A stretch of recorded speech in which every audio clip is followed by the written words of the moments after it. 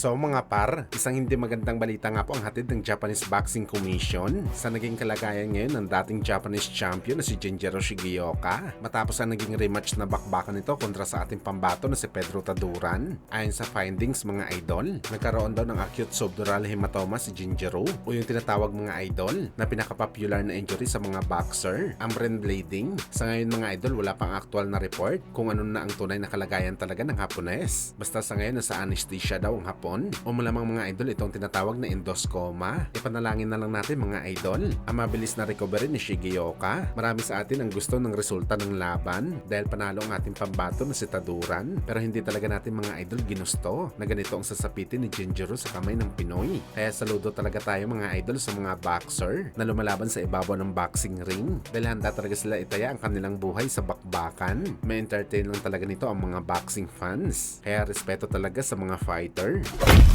Samantala sa naging podcast naman po mga idol ng dating 4 Division Champion Juan Manuel Marquez, napagkwentuhan ito mga idol ang upcoming fight ng kanyang mortal na karibal dati. Walang iba kundi si Manny Pacquiao, kalaban nito si Mario Barrios. Ano yan mga idol? Kung healthy at wala daw injury si Pacman sa paparating na laban nito kay Barrios, dapat daw mga idol bigyan ito ng credit para manalo sa laban kay Barrios. Para kasi kay Marquez mga boss, hindi pa rin daw basta-basta ang lakas na meron si Pacman. Lumalagatik pa rin daw ang suntok ng Pinoy. At tingnan daw natin mga idol kung kaya ba ito i-handle ni Mario Barrios. Well, sangayon talaga tayo mga idol sa mga sinabi ni Marquez dito. Halimaw pa talaga ang lakas ni Pacman kahit may edad na. Kung nagawang pabagsakin nga si Barrios sa huling kinalaban nito na si Ramos na hindi naman kilala na isang power puncher, si Manny Pacquiao pa kaya mga idol. Pero gayon pa man kagaya sa mga sinabi natin sa previous natin na video, ang malaking problema lang talaga ni Pacman sa laban kay Barrios, ang kanyang endurance. Kung kaya pa ba nito makipagsabayan sa 12 rounds na bakbakan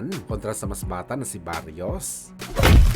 Sa kabilang banda naman mga idol, tuloy-tuloy nga po ang pagdagsa ng mga supporters ni Manny Pacquiao sa kanyang outdoor workout para sa kanyang preparasyon sa laban nito kay Barrios. Kung dati mga kaibigan at pamilya lamang ni Pacman ang bumibisita sa kanya, ngayon po mga idol, samot-saring tao na ang sumusugod kay Pacman para magpa-picture lamang. Maski ang mga pulis at mga bata mga idol, hindi pinalagpas na makita ang nag-iisang 8th Division Champion. Isang patunay lang talaga ito mga idol na isang People's Champion talaga si Manny Pacquiao hanggang sa ngayon.